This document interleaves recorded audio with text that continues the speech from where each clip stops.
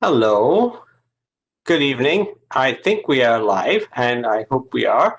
Um, Welcome. I'm Dr. Peter Selby. I'm an addiction medicine physician at CAMH, or the Center for Addiction Mental Health here in Toronto, and a professor at the Department of Family Medicine, Psychiatry, and Public Health as well.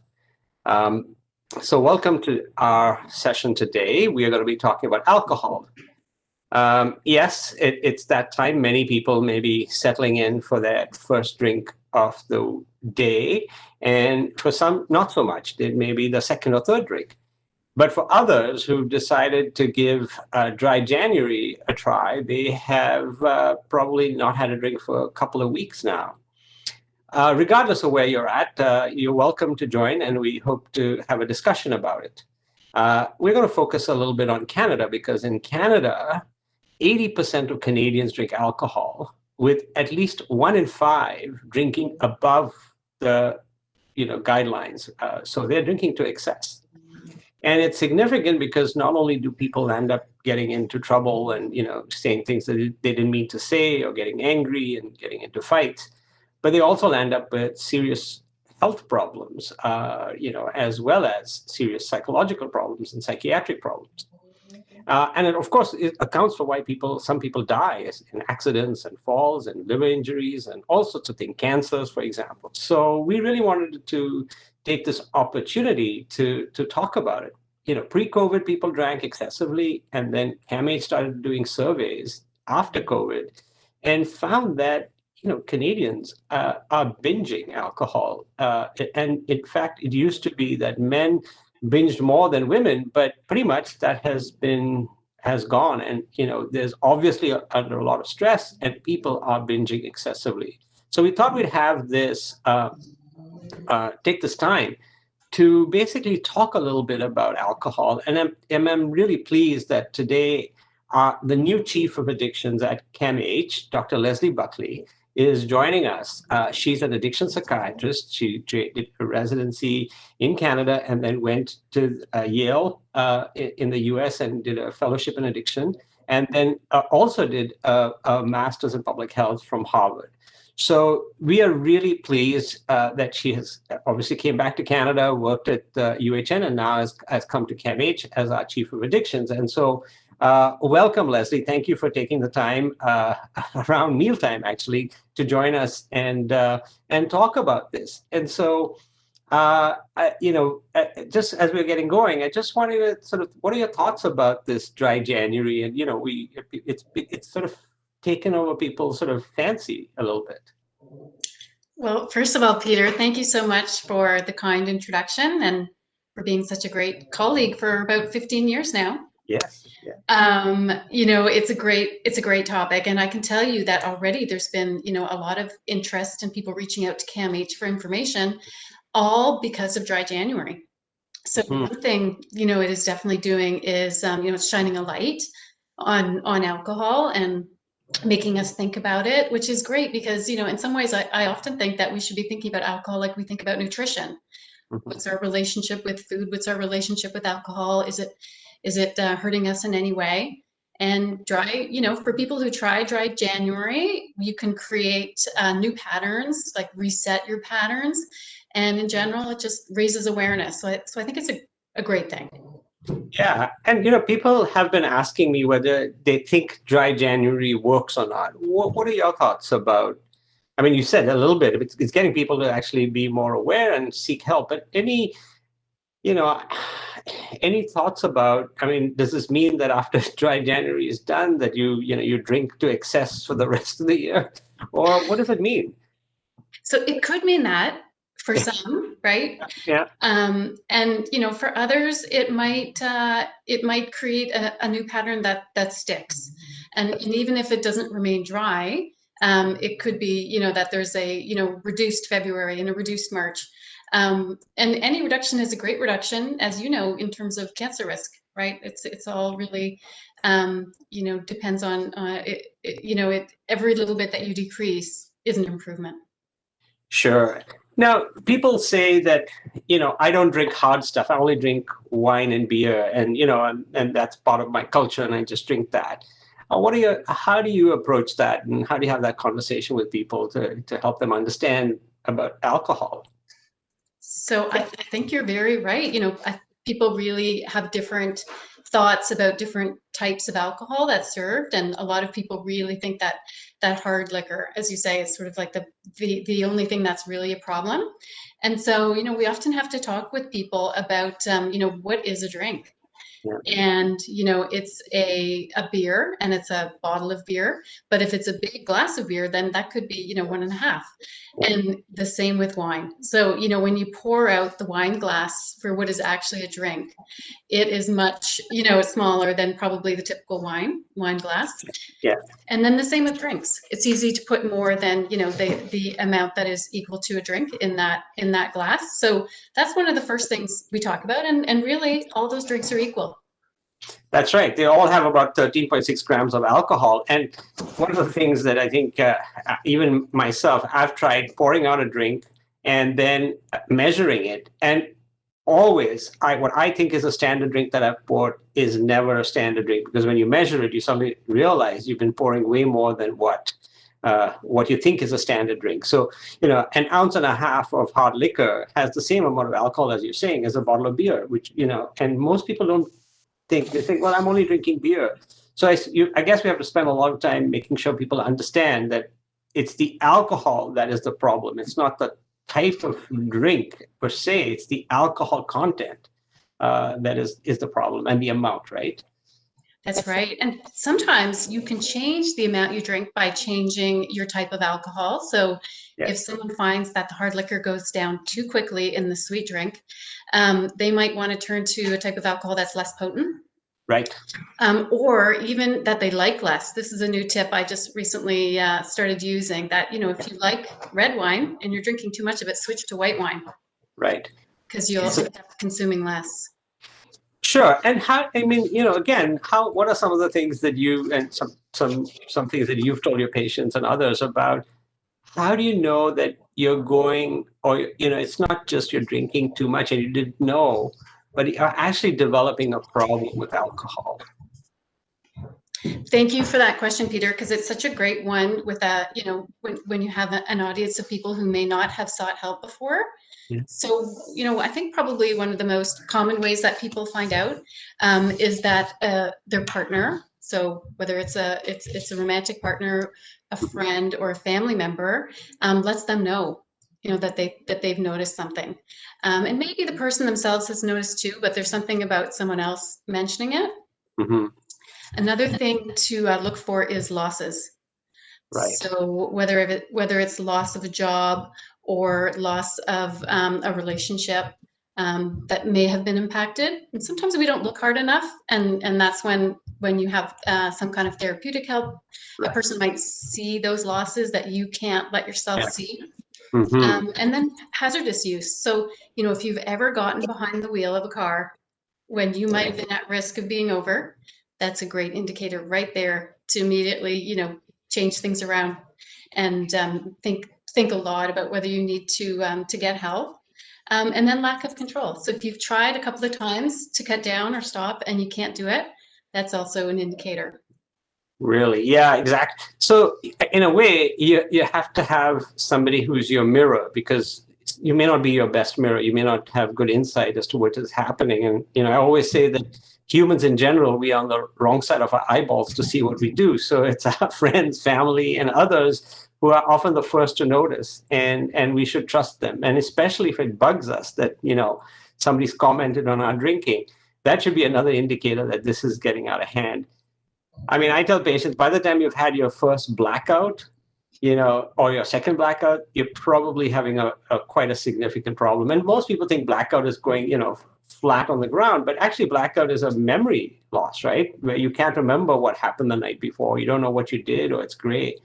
It kind of grays out. So your thoughts about, what do you think are some of the long-term impacts if people drink in that kind of pattern where they're getting, repeated blackouts and they're getting in falls and injuries? And what should we be doing with people who are in that kind of situation, or what should family members be helping, people who are at that level of drinking? Well, picking up from your point, Peter, about how we're, on the wrong side of our eyeballs. First of all, when you're the person who is talking to someone who you're worried about, just have to remember how defensive we all are as human beings. And so, start gently. And it's always great to have an I statement. So, I'm a little bit worried, or, just an inquiry, like I could be wrong. Yeah. But I just want to make sure I'm not missing anything. So, hopefully we can have this conversation. And then the person on the other side, right, to be some, to try to put down our defenses. And it's really, really hard to be honest and open when you're feeling really anxious about something, or worried about it, or maybe even ashamed. And so often it's really hard for somebody to open up initially, but the at least the dialogue would be started. Yeah. And you may need to come back to it a few times, right? Without becoming a nag. How do you have that conversation? I guess, as you said, ask permission, be sort of tentative, come to it with a little bit of humility, and then give that person the safety that you're right. I mean, people are really frightened when they have the full blown condition and they try to hide it.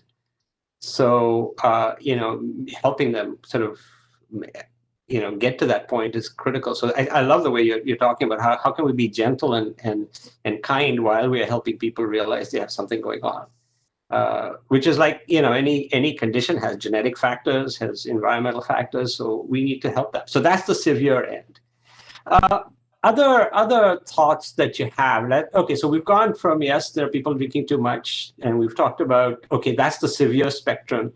But and ideas of how some people can moderate in between if they haven't. But given that COVID is happening around us, and people have been wondering about, okay, well, I need something to manage and cope, and we are all under this collective stress. And clearly the liquor stores have been seen as an essential service, and they haven't been shut down. Your thoughts about what's happening, and how do you stay healthy through all of this?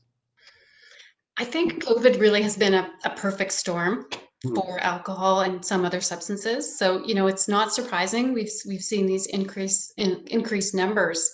Right. And, stress is the enemy here. And whether it's COVID stress from, worry about COVID itself, the financial stresses that have come, people who are isolated or lonely, and then maybe, increased interpersonal conflict in homes because of the way we're living right now. We know stress is abundant, and we know that's usually listed as the number one trigger for people to use alcohol. Yeah. And then the other part of the storm is structure. So as human beings, we crave structure and we do better. There's a discomfort, maybe feeling lost when we don't have it. Right. So with COVID, the blurring of the of the work and the home life and the weekend and the non-weekend, I think we see it all. We're definitely seeing it in our clinic. It's a complicated time. Yeah, and I guess this is what, we are all universally experiencing this pandemic in different ways, and it's not necessarily that you've always had a problem, but it's easy to slip into one where alcohol becomes the way in which people are trying to manage the way they feel, and we're seeing that in the surveys that happened, from May to December. Like, you're seeing this pretty consistent. A quarter of people who are at home are drinking excessively, and it is. You're right, a lot to do with worry. But what are some of the ways in which we can help people manage that worry that is sort of more helpful during something like a pandemic? Right. So, we think about that root cause, what's happening right now, and you've identified stress, and, whether that's panic or anxiety, discomfort. Some people may experience insomnia because of the stress, or just that feeling that you can't be yourself. And so, people start trying to cope. And sometimes we cope in a healthy way. Sometimes we cope in an unhealthy way. Most of the time we cope the way we've always coped, but maybe we do more of it. Yeah. And that might be the issue with alcohol, and that people are escalating as their stress increases, and they don't have new coping mechanisms, because most of us just don't. We're creatures of habit. Right. So, when I talk with people about how to reduce their stress, I talk about no judgment to yourself. Yeah. This is about survival, not perfection. Yeah. Think about if your social media is not helping you, reach out to people in a different way. Reach out individually, do smaller chats, phone calls, and maybe take off social media if it's not helping.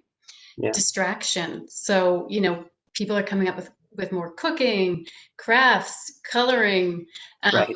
anything to keep us busy. Shows. Everybody's talking about, the shows they're watching. And then exercise. So it's one of the few things we're allowed to do outside now. We might want to take advantage of that. Well, I discovered that over the holidays actually, and I think it's a fantastic mindful activity, which is so simple. It's actually a jigsaw puzzle. We all did a jigsaw puzzle. The phone was put aside. There was no social media. There was just problem solving going on and frustration trying to put those pieces together. But on the other hand, it really was a very interesting way of finding things that, from our childhood, at least for me, as a way to sort of not use these things that are, stressful, like social media, etc. So I think so that's great. So I really like the way you're talking about how we can be pragmatic and practical with it in a non-judgmental way and just do the best we can under the circumstances we find ourselves, right? No single solution is going to work for everyone. And I wonder if now, we've kept a very short period, and I'm sure we could keep going for a while, but we have some questions actually in the chat, and I'm not sure if you can see them, but in case you can't, I'm going to just start off with the issues that have been typed in there. One is somebody who's watching us has said they feel isolation and loneliness are big triggers that cause the anxiety. And what tools can be used to deal with those sad and lonely anxiety-fueled cravings? So I think one thing is to not catastrophize, right? So when we're not seeing people, we're human. We think, other people are seeing people. I'm getting left behind. I'm losing my friends. That's just everybody's feeling the same way. So it's not forever. In fact, with the vaccine coming, we're about to have a hard 3 months, but then things are going to get so much easier. So remembering that there's an end and remembering not to catastrophize and that, everyone's in the same boat with their loneliness. Yeah. And I would also say, who can you reach out to during these times of where your feelings of isolation and loneliness? And so the other thing is to make sure that the opportunity to drink is diminished, in the sense that instead of buying maybe a full bottle or big bottle of wine, maybe buy a small bottle of wine, or maybe have a way that alcohol isn't around so that there's an other activity going on when you're feeling those triggers. So you can you can control the environment by not having certain things around, especially if there's isolation and loneliness, and then figuring out what can be done, as you rightly said, changing the way we think, changing what we do so that we can change the way we feel about certain things. So the next question. Lots of patients, especially in the Asian community, feel that red wine is a healthy option and don't think about it. Also, what is the equivalent of one drink among the different strengths of beer? So, I don't know if this is just specific to Asian community or which Asian community. It's a continent, but I guess, what are your thoughts about the red wine being healthy? I think it's been oversold. And yeah. I think that maybe the alcohol industry played a small role in that overselling, but generally that's sort of my take on it. And then it's great to mention the strengths of beer, because in our posters we always talk about the amount of beer, but remembering that percentage is really varied. Yeah. And the grocery stores have near beer now, which is fabulous. So people can pick that up if they really like the taste of beer. And if you're really triggered and you've been very smart and avoiding the LCBO, maybe avoid the grocery stores that have the beer aisle. Yeah. Because that's sort of a new trigger we're not used to. That's absolutely so true. We realize the greater availability, certainly there's a greater opportunity to get it and greater consumption. That's been shown many, many times. Having said that, I think one way to look at the strength of beers is the standard drink has 5%, right? It's a 5%. So the light beers you have to be careful. Sometimes light beers mean low calories, but same amount of alcohol, but you have to look at the alcohol content. And of course, strong beers can go up to 6 and 7%. So And many of people now, and in fact, more often are buying the tall boys, which are more than that's almost 2 beers rather than a single beer. So, measuring a drink means you're being true to what a drink contains, which is 13.6 grams. And again, there are country differences. In the UK, a standard drink is 8 grams. It has 8 grams, or in Australia, it's 10 grams. So it depends on which country you are. Canada and US is the US is 14 grams and we are 13.6. But be careful when you're talking about standard drinks, and depending on which country, because we're on Facebook, who knows where people are coming from. Make sure you're paying attention to your country-specific numbers. Okay, I'm going to rush through some of these questions because we only have 8 minutes left, and I want to make sure we get through them. And here's something a great question. As most patients underestimate the amount they drink, what management or precautions would you recommend when they suddenly have to or decide to stop? Example is a few of my patients who are chronic daily drinkers had to stop when they had COVID infection and were unwell. So important to discuss this, and a lot of different doctors have a different way of deciding how much is too much before somebody can stop safely. But, if you've been drinking for more than 5 years, if you're a daily drinker and you're drinking, more than 12 drinks a day, it's not safe. But the best way is to talk to your family doctor if you have any worry about that, because also if you have medical conditions, it might be less safe for you to stop. Yeah, no, exactly. The other thing is, in terms of asking a patient, sometimes, as you said, people underestimate, and often people say, well, they're in denial, or they're lying, or just double the amount. And I don't believe in that. I just ask patients very simply, how many drinks can you take before you feel the effects of alcohol? Is it closer to a 2-4? And in Canadian, that's just 24 beers. And most people say, what's a 2-4? 24 beers? Or is it closer to 4 or 5? And they'll say, no. If I cross 2, I'm done. Well, that tells you that how much they're drinking. Or the person can say, no, it takes about 12 beers or 14 beers for me to get sick. Then yeah, that's certainly an indication. And the other one is, that question we ask, which is that eye-opener question. Do you need a drink first thing in the morning to get going? Or are you waiting for the 5 o'clock hour because you're getting shaky? And if you don't, if you don't drink, you get sick. Those are the people we really need to worry about, because they can get into significant withdrawal if they get admitted with COVID or admitted to the hospital. And yes, we need to recognize that. And especially if somebody has COVID, alcohol withdrawal mixed in with that is hard to tell, because the person is sweaty and shaky, and that could be because they've got COVID, and it's hard to separate them out. So you'll have to have a really good index of suspicion that there's something on there.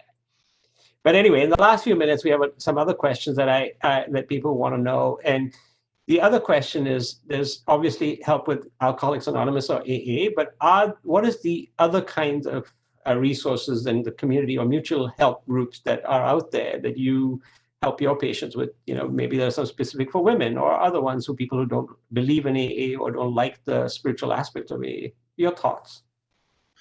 So Smart Recovery, is a great option for those people who might not might have tried AA and didn't like it. AA has been very active during COVID, which has been fantastic.